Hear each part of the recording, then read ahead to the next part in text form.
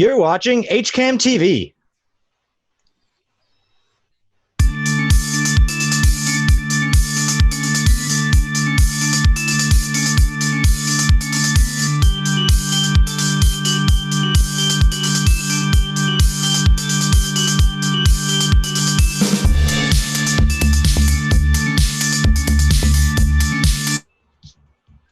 Good afternoon, Hopkinton, and welcome to Thursday's edition of the Hopkinton Hangout Hour. I'm your host today, Mike Terosian, and with the HCAM crew in the background, I have with me on TV today will be my co-host Bob Hamilton. Hi, Bob. Hi, Mike. Hi, Eric. Hi, Bob. And I guess Water and Sewer Superintendent Eric Carty, who's going to give us a little update on what's going on. I mean, because of course all we keep hearing about is these wipes, but there's more to his job than unclogging the pumps down there on Wood Street. So how we doing, Eric? Doing pretty good, thanks, Mike. Yeah. So I see you're able to get a haircut like myself. I'm sure we had to get somebody in the backyard come by and give you a trim at home. Yeah, actually, my wife gave me the first one. She watched a YouTube video for 10 minutes and actually did a pretty good job on it. I got mine on Monday. Just put the clippers in the backyard and just let it fly. I couldn't take it anymore. I can't wait for phase 4. No way. So, Eric, a lot's been going on since we last spoke. Our annual water situations and everything. But I just want to touch base again on these wipes. Still a problem. Yeah, we're still having some issues with them. We just finished cleaning out a manhole yesterday that was completely blocked. There was a lot of rags in there as well, so we had to bring our vac truck up there, and we're very surprised that it didn't back up into the people's homes on that street. So it's just a problem that people just need to be aware of, that those aren't meant to go down there. They say they're flushable, but they're not flushable. They just piled up, and I won't bore anybody with the pictures anymore to see them, but we sent some out on social media yesterday. If they go to our Twitter site, then they can see just what it actually does to the pipes. Maybe Tom can go to Twitter and pull those up and maybe share those with us. But the big issue is, yes, it says it's flushable. They do flush down your toilet, but it's after that is the problems. It's going to be fine for your toilet, but it's down the line. And in your situation, it's the municipal sewer, and you're going to cause a backup. Maybe I'll just say quarter mile down the road, they're all going to collect. And now, next thing you know, if it doesn't get caught in time, you do have a backup in people's homes, and now their cellars could get flooded with sewer. Yeah, and we were very lucky knowing this issue we had with one particular station. We actually started going manhole to manhole just to see if there was a problem, and thankfully we caught it before it did get into somebody. It was probably very close to getting into the houses. So is that how you find these clogs? That seems like a pretty hard way to find them. I know you can find them after they've backed up, but you have to go along the street and open the manhole and check to see if there is a clog in there? Yeah, when we have a general issue like this one that you see here, I mean, that was just totally clogged. If you look at the next picture in sequence of that, you'll see what it's supposed to look like. Yeah. Up that. But generally, we do have a jet truck, and we do try to go out and jet the system to prevent the clogs from happening. But with the extraordinary circumstances we've had in the last few months and the extra use of them, it's just not possible to keep up at this point. So this was a little bit extraordinary that we had to go manhole to manhole to actually try to track down where they were coming from to this one particular station. Yeah, it's brutal. And let's talk about the other folks, the rest of the town that is not on your municipal sewer system. It's bad for the septic systems. Yeah, and I think it could be a lot more expensive for them too if they have a clog out in their leach field. That's going to entail having a contractor come in and dig it up, and that's going to be very, very expensive. So they just want to be very careful of making sure they don't do it if they have a septic system as well. Yeah, when I was in the business, as you know, and we used to have a little saying to tell people to remember what can go down the toilet. Whatever passes through your body and toilet paper, that's it. That's the only thing you should be going down your toilet paper. Toilet paper only, going down that toilet. It's just, and that's what it's going to hit you, and it's going to hit you at times. It's going to happen on a weekend. Always happens on a weekend, a Friday or the evening of a holiday. And now you're getting ready to have, parties out in your yard, not now, of course, but graduation parties and so forth. And, you're going to have to dig up your yard now, and you expect to be able to use your outside. You, on the other hand, you're lucky you have manholes that you can get at some of them, but sometimes you're not going to get lucky, and that's when it gets into the pumps. And explain people that it's just not a pipe and it goes to Fruit Street and it goes to Westboro. It has to go through a pump system, right? Yes, yeah, and it's also a big issue I forgot to mention too, Mike, is like my area of town, we all have grinder pumps internally, and you can have a big issue internally in your house with a grinder pump if you try to put something down that doesn't belong. We've had them pull out Matchbox cars, toy alligators, you name it. There's stuff that's been put down there, and it can cause serious issues within your home if you have a pump in there as well. Right, and you don't have much room in those either. Those are about 70 gallons. So once that alarm goes off, you don't have time. You got a couple flushes left. You can't take a shower. You can't do a load of clothes. Yeah. When that alarm goes off, you got just enough room for a couple flushes before. Like I said, it's always at an opportune time. I've had mine go a couple times, and I think one was on the 4th of July, and I think another one was in the middle of a winter snowstorm. So it's never when you want it to happen. Right. Not that you want it to happen, but when it's convenient, I should say. So by adding these wipes here, let's just stress this to the people in town: there is no wipe better than the other. Just the wipes cannot go down there at all. Whether they say flushable or not, just stop throwing them down the toilet. Correct. Yeah. They can go in the basket. They're made to go in the basket waste stream that way. Okay. So now you've done all that. How's the water breaks been going? You've been chasing any of those? Thankfully, we haven't had any major breaks. We do a annual leak detection survey where we have a professional come in and he listens all over town.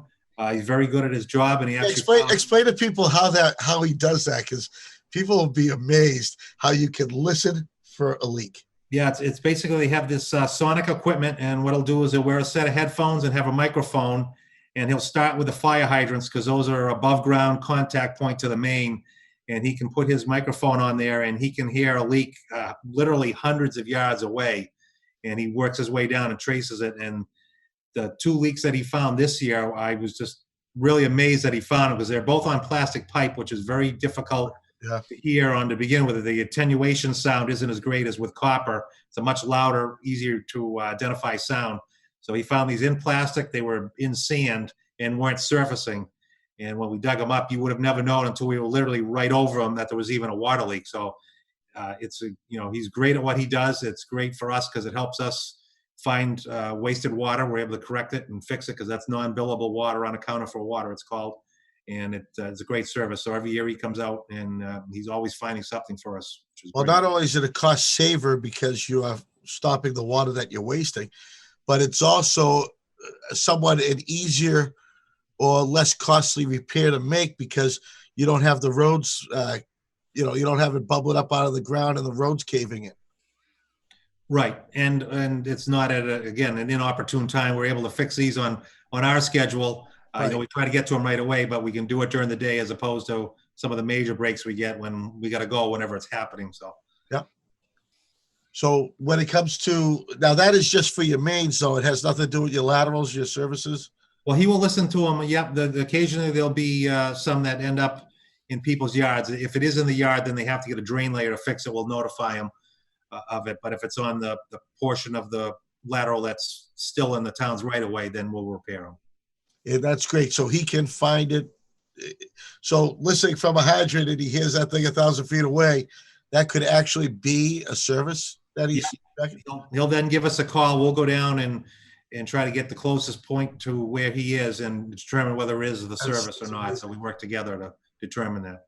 That's amazing. So that's great because that leads to the next question is we're in the annual water ban time, right?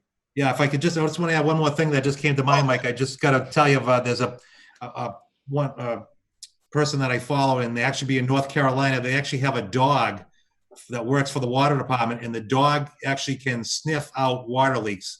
It's trained to smell the chlorine that's in the water.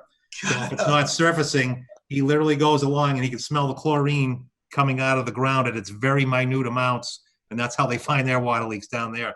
That's incredible. What do you think about that, Bob? Well, I wanted to ask Eric about these leaks. I understand that it's water leaking out of the pipes, but is this water that's coming from our own wells? Is there a differentiation between water we may have to buy from the MWRA to the water we're getting out of our own wells? That would have an effect, I assume, on what it cost us for a leak. Yeah, well, we for our water sources, we have our own sources, and then we purchase water from Ashland, the treatment plant. We helped renew their plant back in 2000. So we have a share of plants. So those are our only two sources. So it is water that we pay to produce. So it's essentially, we are saving money by fixing those leaks because it's water that we can't charge that was just leaking into the ground. But we did have to cost to treat, 1% of water that we produce is actually consumed, but we have to treat all 365 million gallons we pump every year as if it was going to be consumed. So it is very costly to treat, even though it all doesn't get consumed there. So every little drop we find and stop leaking is a big savings. So how's that big blue tank working out here on the top of Honey Hill? Great. Having that additional storage, especially, this last week, we've seen a real big uptick in the usage. Now that we got the warmer weather and the sprinklers are coming on and everybody's home, so there's a lot more usage that way too. So it's nice to have that little extra bit of storage to help get us through. So for having everybody home, did you see, because I know you chart everything, you track, you got records for everything. And did you see that, or could you tell with South Street in our regular industrial and our offices in town being closed, was there much of a difference with everyone being home? Was there an increase, decrease? It kind of stayed the same, Mike, but it shifted from business use to the home use. So it, we couldn't see that in our daily chart that we look at. That's how we can say flat. But when you go in and look at the individual metered usage when we're doing our monthly billings, the commercials were definitely down, and a lot of the residentials were up to make up that difference. So it kind of evened off, but just by category use, it did change. So do you think that is better for your pumps? Well, it's just the only difference it makes is in terms of revenue, because the commercial, when they use water at a higher tier rate, it's more expensive. So the revenues might take a hit. That might be the only issue that we'll have. Okay, so filling up the tanks, it's still the same. Correct. Gotcha. And our usage is up, with the addition of all the new homes that we have coming on. Usage, daily demand without sprinklers or just normal day use has gone up close to 100,000 gallons a day just with the additional homes that are being built. I see. And with now it's summertime, we already have Memorial Day weekend, and everyone sees on the side of the road the water ban is back. Why do we have a water ban? It seemed like we had a rainy time. Why do we have that?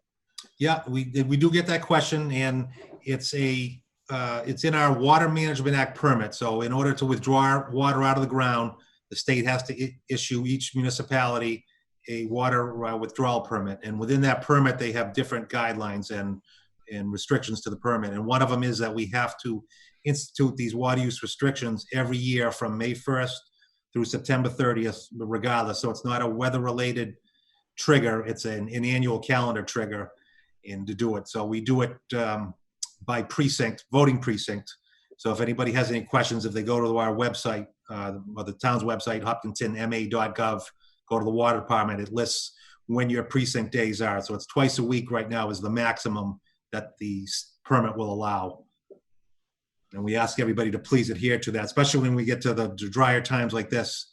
We went, this is the longest stretch, I think they've said in 2 or 3 years. Now we're up to 9 days without rain. It's rained pretty much April and May. What I was tracking was almost every other day. We had 16 days, I think, in March, and 16 or 17 in April. Right. But it doesn't take long for it to turn. So now that we're into the drier weather, right. And once that dry weather hits, the use goes up substantially. Yes. Right. And so as we stay wet, and what are the restrictions for us now at this time? This is the annual restriction that we have to do at a minimum, but it can increase from this, correct? Yes. If we don't get continued rainfall and groundwater levels start to deplete, that causes us to cut back on what we can pump. and then we would have to go to a different level. So the two restrictions that are in place are for automatic sprinklers, and those can only be used after 7 p.m. and before 7 a.m. on your particular day based on your precinct. And then all other, we call it non-essential use, like if you're going to do car washing, or I don't recommend this, but a lot of people like to hose down the driveway. We ask that you use a broom, push it out of the way, but if you're doing other things like that, or some power washing in the house, to do that before 9 p.m. and after, before 9 a.m. and after 5 p.m., because those are the peak hours. And generally, if you use water between those hours, when the sun is at its peak, you use a lot of water to evaporation anyway. So if you're trying to do flowers, and you're losing a great percentage of that to evaporation. So you want to do it before those peak sun hours. Right. So not only you waste the water, it's also not healthy for the lawns or the flowers to be watering like that, correct? It's usually, if you overwater them, you can cause some fungus and some other issues. The typical rule of thumb is it only needs an inch of water a week for your lawn. So if you get a rainstorm that's an inch, we tell people you should have your sprinklers set to off automatically instead of having them turned on to come on regardless. Turn them off and only turn them on when you get those dry spells and you really do need it. That way it's not coming on right after a rainstorm. And, we see it when we've had an inch or 2 inches of rain. They're coming on the next day when there's absolutely no need for it. It's nothing that drives me crazy. It just stops raining and you're driving down the street and here's the lawn sprinklers going into people's yards. Yes. So you can either have a rain fence or just leave it in the off position and only turn it on when you really need it. Bob, how you doing on your garden? You water by can, or do you water hose? How do you do yours? No, actually, I have 2 rain barrels that I collect out of the downspouts when it rains, and for some reason I can't keep them empty. Doesn't seem to matter how dry it gets. I can always get water out of those rain barrels. I don't know how many gallons they hold, but it's much more than I could ever use. So I think that's a good way to collect rainwater. I don't know how healthy it is, but it doesn't attract mosquitoes. I seem to keep it clear. So I think it's a pretty good idea to have rain barrels to take advantage of it when you can get it.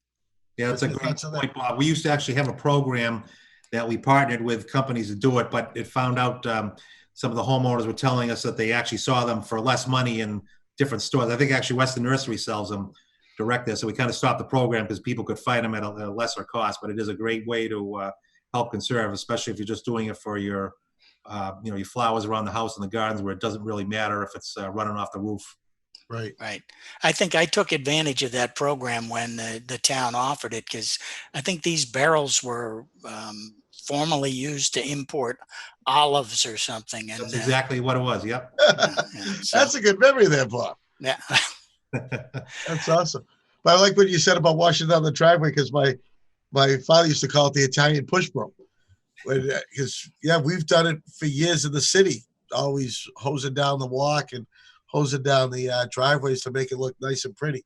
Yeah, water is a precious resource. So we ask if you have a leaf blower or a broom to use that to try to save, because as more homes are built, more areas taken up, and the water's only become more and more difficult to extract out of the ground and treat with the increasing population. Right. What do you have as far as advice for the population in town that has their private wells? We ask them to probably look at the same thing that we have going on, because their source is not unlimited as well. We've had instances in the past when we've had some pretty severe droughts, and I know of whole neighborhoods that have lost their wells. I think down in Ravenwood, one year they had to truck in water for quite a few weeks because they all went dry down there. So they're not immune to it as well. You just want to be careful. Everyone likes to have a nice green lawn, but when it comes to the choice of having that or having it come out of the tap for using for cooking and bathing that you really need it, that's the priority. Yeah, I had a couple questions about how the water is paid for, I guess would be the term. I know mine, I have a water meter and I get a water bill every year. But I wondered, and maybe I should know this, is there a different rate for commercial and than there is for residential?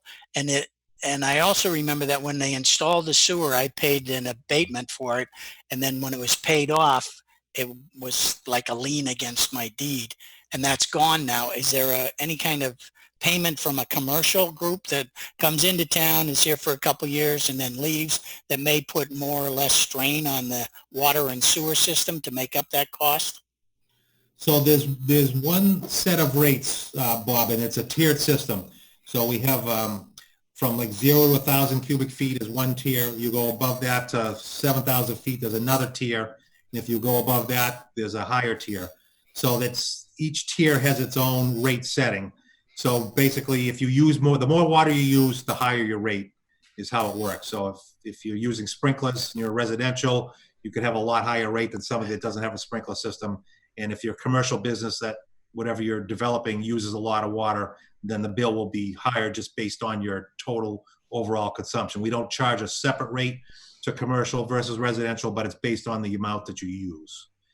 And the sewer, when the sewer systems were built, the cost of the projects were divided up amongst whoever was in that project. So the betterment that you received would have been the total project amount divided by the number of houses, and each house received that betterment, which could be apportioned over 20 years. So once that's paid off, that essentially paid for the cost of installing a sewer. And then you receive your sewer bill, which is again based off of the water meter readings in a tiered system. So the more water you use, the same principle as water is for sewer. And that cost is what it costs for us to treat and pump the sewerage to all of our different locations. So you still do we still send sewer to Westboro and Milford? We currently send sewer to our own plant that we have on Fruit Street. Yep. in Westboro. Milford, we have the option to send there, but right now it's the highest priced option for us. And South Street usage, with a lot of the buildings not full over there as they have been in the past, we don't have the need to utilize that right now, so we don't utilize that unless it's absolutely necessary. I think we've gone about close to 2 years without having to utilize that, and that saved us a significant amount of money. Right. Is there any talk about cutting the cord to Westboro and Milford if we came up with another treatment plant somewhere in town? Well, we don't have the current capacity, Mike, to just do it on our own. We're only permitted now for 100,000, and it would trigger an expensive expansion of the plant. There's a comprehensive wastewater management plan, which drives what our sewer needs are, and that's actually was done back in the 2000s when sewer was being first installed, and we're actually doing an update to that plan coming up. So that might be changing in the future, whether we add some additional storage or discharge capabilities over at Fruit Street versus that. But I think Westboro would probably always be an option for us there, just because they have it in place. It is a fairly reasonable option that we have currently. All right. So is the town? So what would cause the increase in our sewers is as the town gets built out a little bit more? I mean, well, it's more for the sewer system was mostly intended to fix existing built homes that have issues with old septic systems. For instance, when they did the lake area where I live, we basically only had cesspools back. There wasn't really room for septic systems. They were all built in the 50s. And the areas that are identified, this comprehensive wastewater plan looks at where the potential need would be for in an area that might have failures, might have older septic systems that aren't Title V now and don't have the room to do a Title V. So it looks at that versus new growth potential as the driving factor is for fixing existing problems. Gotcha. So now, as far as the sewer end of it, forget about the wipes and the pumps and everything for the moment. But how's our sewer system now? Because we're how many years? It started in '88. The station down here was built in '88, and the center of town they started installing in '88.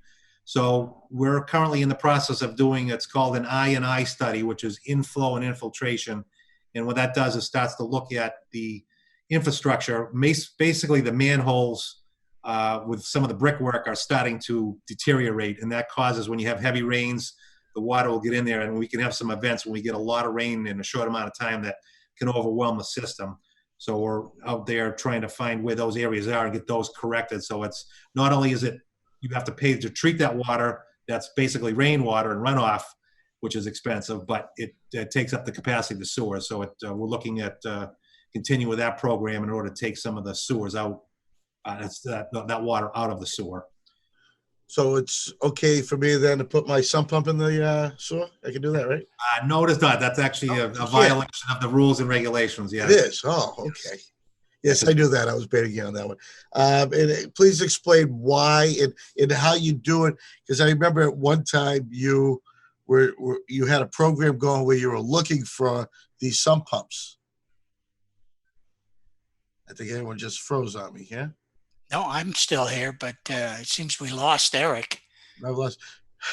Maybe it was a sump pump question that I lost Eric on. But I do remember that, Mike. I had there were a couple of women that came around and asked if they could go into the basement and verify that I wasn't pumping the. There's Eric. Hey, there you are. I thought I scared you with that sump pump question, Eric. Not sure what happened there, so I lost it right after that. But we're doing smoke testing. We just did some this past summer. Yep. And that actually finds if anybody has any connections, either a sump pump or if their roof leaders for the gutters are connected, that will identify any of those areas, and then we leave them a note saying, you need to remove this. So help me explain that. That is where you put smoke into the sewer, and it comes out where? And it will come out any open area that it's connected to. If you have a vent stack for your plumbing, you generally have a what's called a trap in the plumbing, so there's water in there, so that prevents the smoke from coming up. But if you have your gutters or something directly tied in, then that smoke's going to find its way up, and you'll see it coming out the gutters on top of the house. So okay, so because you're scared me, what is this? Pink smoke, green smoke, smoke? What color is the smoke? I be honest with you, I don't remember what they used. If they used the colored one, I don't remember if they did it last time. But we notify everybody ahead of time so people know that this is going to happen. So notify the fire department so someone doesn't think all of a sudden their house is on fire. So this is a smoke that would not cause your smoke detectors to go off, because obviously if you did have that sump pump tied in without a trap, which they usually won't, then you're going to get some smoke in the basement. You're going to get smoke out the gutters. But the only place that smoke should be going is out the stink stack on the roofs, correct? And that would only be if their trap, the water had dried up in the trap. If they had say a basement bathroom that didn't get used much and it dried up. Otherwise, the other sink, that water trap that's kept in there where you have the loop in the bottom of the sink there, that should keep that smoke from coming up. Excellent. All right. So, wow. And we're talking as you were locked up there for a minute. They were having a survey done. You had people actually knocking on doors, checking basements, correct, at one time? Yes. Yeah. 4 or 5 years ago, they were going door to door in order to see if they could get into the basements and find out if there were some connected. And there was a few that were connected that, a lot of people bought houses and that were turned over, so they never even realized that they were in there. Right. And that's good about it. And if you do have in that case, are you able to tie it into the drainage system, or do you have to keep it on your property? There's some different alternatives, and I believe that you can get a permit from the highway department if there is a catch basin near your property to tie it in. Sure. To that. All right. Excellent. Well, Eric, it's been fabulous. We didn't get much weather in this, so all right, tell us how we looking this summer, real quickly. From the long range outlooks, they're talking it's going to be real hot. So we're going to go from one extreme to the other. We didn't really have a winter. There was a warm winter, not a very cold winter, but from everything they're saying, the patterns are setting up to be very warm again this year. That's wonderful. That's just what I need. I'm trying to get weather like today that you can get out on the motorcycle and just cruise without roasting at every stoplight. Well, Eric, again, thanks for taking time out of your busy day to talk to us and get us up to date, and look forward to your weather trends still on HCAM, and tell everybody to follow you on Twitter, Water and Sewer, right? Yeah, we try to give out important updates there. We don't overwhelm people with unnecessary stuff, so it's a good place to follow what's coming up if they Excellent. follow. Yep. Great. All right, Eric, have a great day, and we'll see you soon.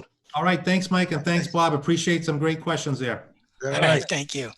All right. Well, Bill, before we transition to our next guest, as always, we have Matt Clark to give us an update of all things HCAM, what you're going to binge, what's coming up on the Hangout, what's coming up at night. Matt, what we got going on this week? Well, Mike, coming up tomorrow, we're going to be having a I'm going to be hosting a special mini Geek Week episode on the Hangout Hours. I'm going to be talking about what's coming up in the Marvel Cinematic Universe, what superhero movies we can expect to see, the delays that we're seeing because of the pandemic, and then Jared Keene is going to be on with Tom tomorrow. So, and then at 7 p.m. we have the Friday Night Wake Up Call as always. So it should be a good week. That's great. So in the Marvel universe, are we looking at mostly new characters? Is that what we're a lot of new characters, a lot of returning characters as well. The basic plan is one new hero a year, basically. Yeah. And Nick Fury still looks young enough, so he's going to be around for a while. As far as we know. Okay, great. Matt, thanks a lot. No problem. All right, so for our next half hour, we're back in the wood shop with Tim. Tim, how we doing? Good. Thanks for having me back again. I appreciate it, guys. Thanks. Yeah, I mean, you gave us some great tips and pointers last time, and now we get to see your place. And I mean, I've seen it before. This looks familiar to me on your YouTube channel. Yeah. Yeah, no, this is the workshop. This is where I build everything. That's excellent. So Bob's joining us again today. And so I'm just going to, how you guys holding up? How's the family doing? How's things going? Everything's going well. We're getting by. And last time I mentioned I was starting to work on putting a swing set together. Yeah, how's that going? It's still a work in progress, but I got the swing beam up all by myself, and I had some help, so that was good. But that's going to be the plan this weekend. So that's once that's all set, it's going to be nice to just spend more time outside, and I'm looking forward to it.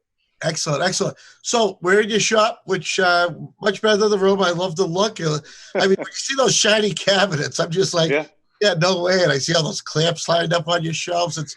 That's terrible. It's just it's amazing you can do that. You look at I got a little workbench in a room that I do my hobby stuff on, and yeah, I can't keep it that neat. So kudos to you. So what are we going to be looking at today? What do you want to talk about? Yeah. So I thought that I'd go over some of the tools that I started off with. Some of the most basic tools that most like beginner DIYers or woodworkers typically buy. And then I'll kind of show the evolution, and then maybe just kind of spin the camera around and give you a full tour of the workshop. Sure. Yeah, I'd love to see it.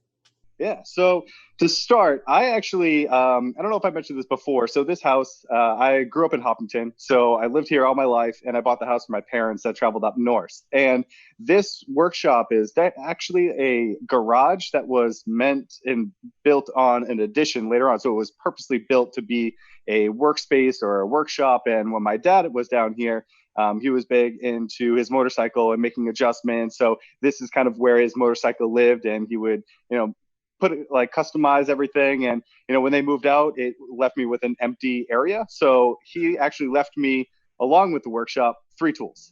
And that's kind of what I started with to make what I mentioned last week, when I was on before, was the shelf in my pantry. So he left me this jigsaw. So this thing is Black & Decker, and I don't even know how old it is, but it's definitely seen better days. So when you get an old tool like this, like I did, definitely recommend taking the actual jigsaw blade, scrapping that, and going to the store and buying a new one, because that's what I did. And it turned this tool from like this old cheap thing to usable. So that's one tool that he left me, that I actually built this little shelf that's hanging up in one of my other garages. And it was all just made from this and some nails. So that's a powerful tool, and super helpful with creating some like curved cuts and whatever you need. And nothing's going to be too straight. If you want something that's more of a straight cut, then you'll go with the other tool that he left me, which is this circular saw. So this is a skill saw, and again, not sure how old it is, but same thing with this. If you get something old, replace the blade. So typically on these, it will say right on it how big the blade needs to be for whatever circular saw that you get. So I went online, picked up one of these. I believe it's a Diablo blade, and it just made things a whole heck of a lot easier to cut things with. So I can tell that must have some age, because you grunted when you lifted it. Yeah, I'm sure today's a much lighter. Well, I have both of those in my shop, so I've had them for a long time. Yeah. I mean, they work. They work great. And the only reason why I upgraded them is because they're both corded. So if you take a giant sheet of 8 foot by 4 foot long piece of plywood and you need to cut it, first of all, it's incredibly difficult to manage that. but especially with the cord, you got to get extension cords if you're cutting it outside. So I upgraded to get something battery powered, and I went with this guy. So the blade is a little bit smaller, but it's battery operated.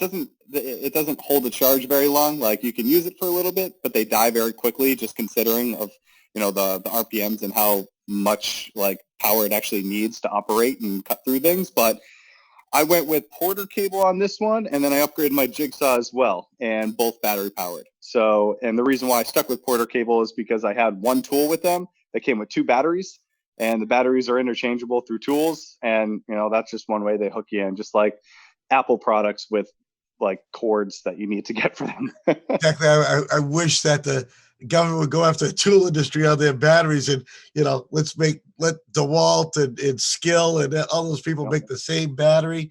It would make things so much easier. But of course, everyone has to be different. And that's why you tend to see most craftsmen with the same tool.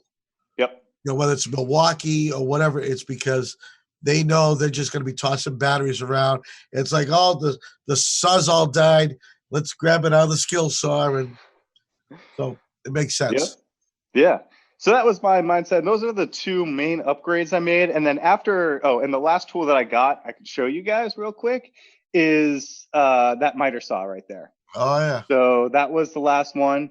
The other tool that he left me, and I was honestly scared to use it for a long time, but it's actually a pretty safe tool because it's got a guard that goes over the blade. So as long as your hands are outside, that there's nothing like, the one thing that those can do is cause kickback, but not in the sense of a table saw kickback, but if you have tension on either side, you just want to make sure that everything's clear. And just go slow, and don't lift up the blade until your cut is done and the blade has stopped moving. So, word of advice there. There you go. A little safety tips. That's excellent. And I noticed that on your videos too, you give a little safety advice as well. Yeah. I try. Sometimes it slips my mind because if I'm in the middle of a project, I'm so focused on getting it done, but I at least try to give some sort of indication of, hey, this is what you do, this is what you don't do. And I actually just posted a new video this morning. So this one is, I don't actually have the project with me, but I made a custom like sign with using my CNC and cut out the letters. And I made it with sort of a herringbone pattern behind it. And the letters on top. And one thing that was happening is, as I was making the pattern for the herringbone, I was trying to rip something on my table saw that was too skinny, and it ended up going into where the blade goes because there is a small gap. And I stopped immediately, and I let people on the video know that if that's happening to you, or if you're not in the right mindset or headspace while you're using those machines, you need to step away. You need to come back until you're ready to actually start using them again, because they are dangerous and you got to be careful. Absolutely. So with that being said, your tools, you have to know each limitation. You just can't go ahead and think you're gonna cut a 4x4 post with that battery saw of yours in one cut. Yep. It's not going to happen. And even with the old skill saw you have there, you're not going to do a 4x. You got to know your limitations. And like you said, if you have tension or just the least amount of tension on your boards, it's going to grab and something's going to give. Mm-hmm. Exactly. And a great point that you bring that up, because someone on one of the Hopkinton groups was moving into maybe a new house. They just moved into town, and they bought this giant butcher block that they were going to add to their, maybe sit on top of their washing machine and dryer. And it was too big for the area. So they asked if there was anyone in the area that could help trim it for them. And this is one of the offcuts from it. So, I mean, this thing is, this is probably like 1.5 inches or so. And it was massive. So they brought it in. I was like, oh boy, I think I maybe offered up some help, and I wasn't not able to figure out what to do. But I ended up using this circular saw, the old one, because it just has more power, because I was able to plug it in, and I just attached something straight and just ran it across, and I had to do it in 2 passes. So you can set the height of how far it cuts, because if I put all of it through, then I knew it was going to tear out, and I was cutting this for someone else, and I was afraid of making a mistake. So, right. And you can also burn the wood too as you're going, right? Yep. Especially if And, you're cutting a nice piece that you want to finish. You don't want to go be burning everything. And yeah, that's a big piece of wood. yeah. And then so I had those 3 tools. And then the next purchase that I think anyone needs to make is if they're going to start refinishing furniture, like I mentioned last time, or it's just a good tool to have, is a sander. So this is the one I got. It's a DeWalt. It's a random orbit sander. It has a 5-inch pad on there that you can swap out. You buy those, and you just kind of get like 120 grit is usually the typical sandpaper that will remove most of the material. And then if you want to refine it and make it a little bit more smooth, you get a 220 grit sandpaper. So this was my next purchase, and this thing is, a couple of years old, and it works great. And you might have seen in some of my videos where, you can detach where the sawdust goes and replace it with a shop vac. So it just kind of helps with the dust collection, That's what the holes are for in the sandpaper, right? Yep, exactly. Yep.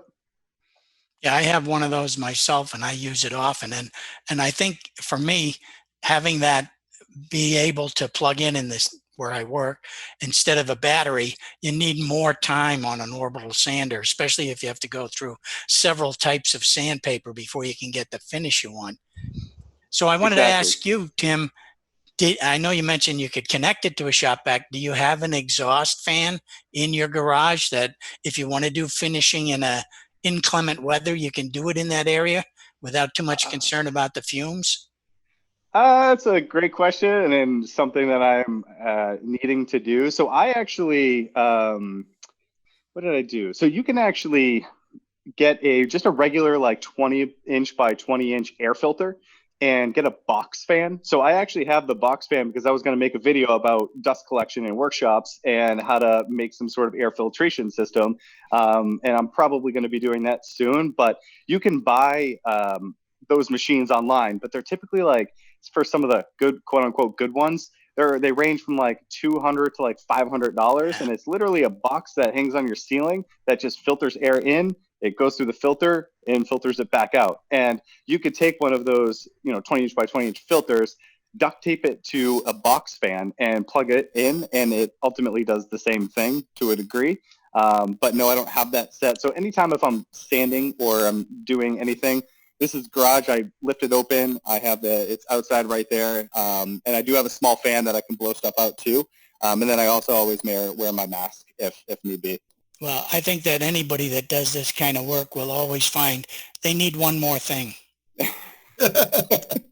So that's actually a funny that you brought that up, because the last video I made a cutting board video, and I titled it Cutting Board for Beginners, or like Beginner's Guide to Cutting Boards. And throughout the video, I use the tools that I have, which are some more expensive tools. Like I have a jointer. Oh, yeah. Like one of these guys that I put on the table, and I also have a planer, and I used both of those tools. And I've been getting a lot of people that are commenting and say, you make this video about beginners, but you're using tools that beginners don't necessarily have. And I kind of stopped responding, but my take on that is that you can be a beginner and have nice tools. Beginner is a skill set, and it's not judged based upon the tools that you have. Because I started woodworking in 2017, 6 months after I started like putting stuff in the shop, I bought a planer. So I think there's a difference between a beginner that has a limited budget and a beginner who can afford to spend money on some other tools because they know that they're going to invest in this hobby and it's going to be, a long time passion of theirs. Right. In a planer is not just, I'm going to stick the board in and it's going to plane it down. You got to, learn how to use it as well. So, everyone's a beginner. I bet that first board you played didn't come out too good, did it? No, it didn't. And I'm pretty sure I didn't set the height adjustment on it right. And I fed it too much material through, and I ruined the blades, and I had to spend like an hour replacing those. And now I know what to do. Yeah. And again, I mean, you can go ahead and show, this is what happens when you do it wrong, but that's going to cost you a little money. Yeah. And it's funny because I bought the CNC. I got that to make signs for my mother's store up north, and I had no idea I didn't even know what a router was when I got it, and the whole thing is based on a router. So so just little things like that. So what else you got there? So that is actually the CNC that I just mentioned. So so you can see all of the tables that I have in here. Everything is that I built and strictly by 2x4s. So that's one of my shop backs right there, and that's hooked up to a cyclone to help.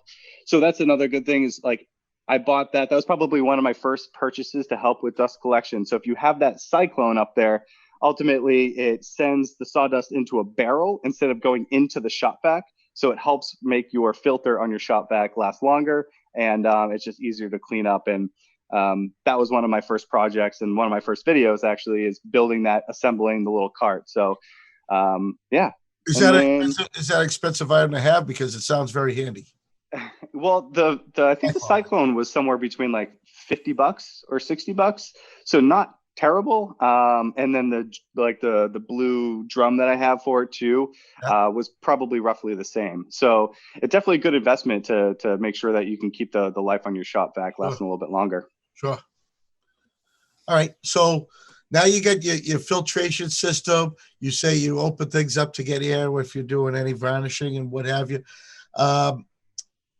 You put stuff together and you glue it, you hold it. This is one of my favorite parts, and this is where I think it can get expensive in a shop because I use the smaller versions in my modeling is clamps. Yep. You must have at least, I don't know, 6,000 clamps in how many different numbers of clamps. So let's give the people at home a little show about clamps. I could tell you. So this was like the first clamp I bought. It's an Irwin quick grip. I think I got it from Lowe's. Does the job. The thing about these is that they're expensive. It's like $20 for one, and you need more than one, which every woodworker you talk to, they'll always say you can never have enough clamps. Right. So what I found is the most cost-effective way to clamp things is these pipe clamps. So I have a handful of these guys. So you can buy these little adjustments. So it just comes like this, and then this end piece right here. And that's like $12 or so, 10 or $12 for that. But then you can customize how long you need those clamps to be based upon the pipes that you buy. So these are 3/4 inch pipes. Pick them up from the home improvement store, and then you can adjust them based upon that. So you could use this with a 4-foot long pipe clamp, or 5 feet, 6 feet, whatever you need. But these are super handy and the most cost-effective way to go about doing stuff like that. Right, for all the different lengths, and you could always grab a piece of pipe's nothing, and especially iron pipe. And then all of a sudden you could have a project and you're going to say, oh, you know what? Look, I got an iron pipe right here. I'm going to add that into the project. And so then you replace it later when you need it again. Yeah. Yeah, exactly. And so I have a few that are laying. And then these things are great. These are little spring clamps. Yeah. These are like 99 cents a pop, like depends on where you get them. Like you could get a ton of these tools from Harbor Freight, and that's kind of like your Walmart of power tools, I guess you would say. I don't know how you classify it, but they have I would call that, hey, I need that tool just for one job, Harbor Freight. But it's also a great way to get started and learn with, because you're going to say to yourself, oh, if that's how easy it is, can you imagine if you had the top of the line or a medium of the line tool? Yeah, exactly. And they have a great, I think I bought a few things from there. I can't remember, but that was the main reason. It's just like, I want to test things out. I want to get something, just an inexpensive one project. If I find that I need to use this more often, then I'm going to upgrade. So yeah. Bob, you're a Harbor Freight guy, right? Well, I've used Harbor Freight for a long time. I mean, originally, I think they were out of California or someplace. And when I was still working years ago, I picked up a lot of inexpensive things through Harbor Freight because they could ship overnight. It could be on the job site in a day or two. And if the guys broke it, well, I'll just buy another one, add it to the cost of the job. But I think they have a store in Framingham now. Jacksonville, yeah. Yeah, and they have a lot of unique items that I like to go in there and just browse and say, oh, I could use that, but my wife won't let me buy this stuff. But speaking of that, I actually just remembered what I got from Harbor Freight, and it was the perfect thing. So you saw my shop vac, which helps with dust, but if you want something that has more power, because if I hook up my shop vac to my planer, like there's still wood chips flying all over the place. It doesn't have enough juice. So I bought a dedicated dust collection system. And I browsed around for a while, and most of them were like 500, 600, 700 bucks. And I found that the one with the best reviews for the least amount of money was from Harbor Freight. So that's actually what I bought. And they have like tons of coupons where you can like put in a random coupon from their website and you get like 40%. Like, it's crazy. So that's ultimately what I bought, and I can show you right here if it keeps going. But yeah, that's the one. High powered, and I need just now realizing I need to clean that bag out. But I attached that to my my table saw, which helps, my planer, and some of my other tools. The first time, the only thing that I remember getting from there for tools was like pulley pullers off of, to work on the trucks. And the best thing, and my favorite thing, was always getting tractor wheels or wheelbarrow wheels. They were famous for getting the right wheel for the right size, because you try to call the store, it try to match numbers. It was crazy. You just measure everything and bam, easier than Granger. Yeah, and cheaper. Everything's cheaper than Granger, I think. All right, so now you're getting all these tools, and your marriage is still okay, right? As you keep getting these tools. Yeah, it's still good. Yep. Because working in the shop when we did the construction, you know what J.C. Palmer's is, and doing the shop or whatever. Every Friday afternoon at 2:00, here comes the Snap-on truck. It's like, oh yeah, hey, on sale. Oh yeah, just give me $10 every week or whatever. Yeah. Yeah, it must be difficult when they come to you, right? It was, and they get all these nice and shiny things, top of the line, and that was a lot of fun. But yes, it can get expensive, but you don't have to have expensive. And I don't recommend, and you probably are the same boat, don't buy that DeWalt if you're not sure you need it or going to use it all the time. Find it on Facebook Marketplace. Find something and see if you're going to use it. If you're not going to use it, then, don't go out and buy it brand new. Yeah. Yeah, that was one. I bought. I was going to say that's one way to go, Mike. But the other way I have always done is whether I'm going to use it once or 50 times, I just have a propensity to buy the one that I think is going to do the best job, no matter what the price is. Because once I get it, maybe I'll find other ways to use it, or I can always lord it over somebody who doesn't have one, and I can say, "Oh, I got one of those. Sure, I can let you borrow it." Yeah. So what do you got coming up for some upcoming projects? That's a great question. I wish I had a backlog of things that I needed to do, but usually like I'll put a video out, and then I'll think for a couple days afterwards, being like, oh, what should I make next? And it usually just comes, whatever I'm thinking through. But like in terms of non-video projects, I got to do the swing set, get that all squared away, and then we have we got a little screen and porch up by our kitchen, and it's nice. And we have a dog, and the screen and porch is perfect if he needs to be outside and just lounging out. But what we've realized is that half of the screen and porch has, I think they're called balusters that go from like the one railing down. Yes. So he can't get through, but the other half does not. And he's found a way to bust through the screen and go into the front yard. So I think my next project is finding some pressure treated wood and making my own balusters for the entire rest of the deck so he can be contained in there. We don't have to worry about him. That's awesome. So do you do any wood turning at all? Do you make your own spindles or anything like that? No. Is that something in the horizon, or? That's something I probably would go to Harbor Freight to get my first lathe, because I'm not entirely sure how I feel about that.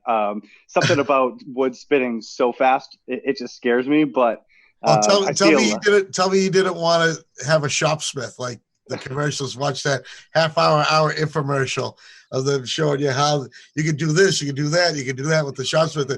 And when they started spinning and turning those spindles, wow, it's like, yeah, I can do that. No, I can't. I watch a lot of YouTube videos for woodworkers, and a lot of them fully decked out shops, like huge workspace areas, the best tools, and then just recently they're like, all right, I got my first lathe. I'm like, you're just getting that now? They're like, I've never used this before. I think it came out okay. So if like the people that I'm watching that are experienced woodworkers having trouble using a lathe, I'm just like, I'm gonna hold off for a little bit. It's unreal, the tools that go with it, the chisels for deep cuts and for finishing and this and that. And then I see them take sandpaper, they will sand it while it's spinning. It's like, whoa. All I can just picture is just getting wrapped up and flopping around like a newspaper.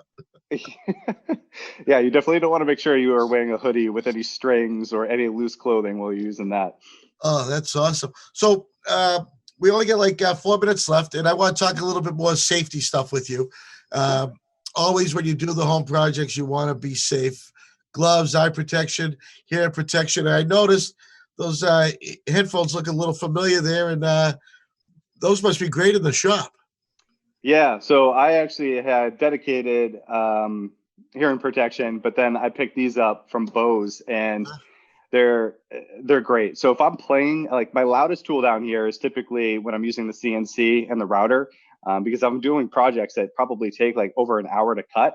I don't want to leave the CNC because in case like a bit falls out or if it gets stuck on something. So I'm down here and it's just constant noise. And then also with my dust collection running as well, it gets super loud and you definitely need hearing protection. So these are Bose and their noise cancellation. And so if I'm playing music and it's got the noise cancellation, I can't even hear the router going. Right. So that's one definitely huge. And I think between that, obviously safety glasses, I need to put those on with anything, like even just like I was using my jigsaw, like this is a pretty simple tool. Like it just goes back and forth and it doesn't seem like it would need safety glasses, but I was cutting something, it hit some piece of wood and then the wood flew back at me.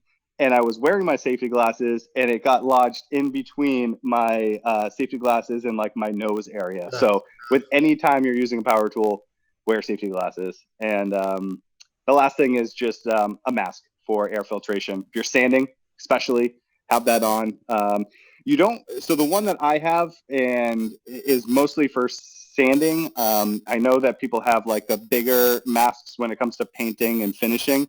So that's why I'll typically have this open with the fan going out because you want the one with like the 2 filters on each side because that's a lot better for the fumes. Oh, that's excellent. No, that's great information. Another thing that I like to mention people is their extension cords. Shops tend to have a lot of extension cords, especially if you want to drag something outside and do it because it's a gorgeous day out and why be inside when you can be outside? But, learn how to wrap up an extension cord. Learn where your extension cord is so you're not tripping over it, or you got to cross a doorway so when the wife or kid comes in to bring you a lemonade, they're not going to trip over the cord, right?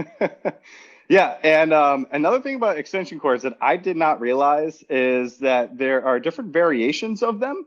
Yes.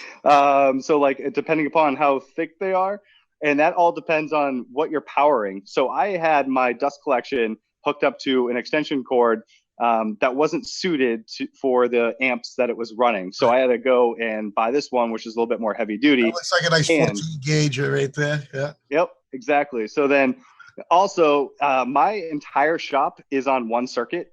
So I didn't realize that as well. So when I was running my planer, which is like 15 with my dust collection, which was 20 amps. Yep. I kept wondering why I kept losing power. And then I posted to a Facebook group and someone was like, well, that's because it's too much electricity on one circuit. I was like, I thought I could just plug it into a different outlet and it would be fine. But apparently there's more to that. So that's why I have this, because this is hooked up to my dust collector and I run it out the garage and put it somewhere else. Tim, thanks again. And listen, if you're not too busy, I'm going to check on you in maybe a couple of weeks if we're still at this. And we'll see how that swing set came out. Sounds good. I'll be here.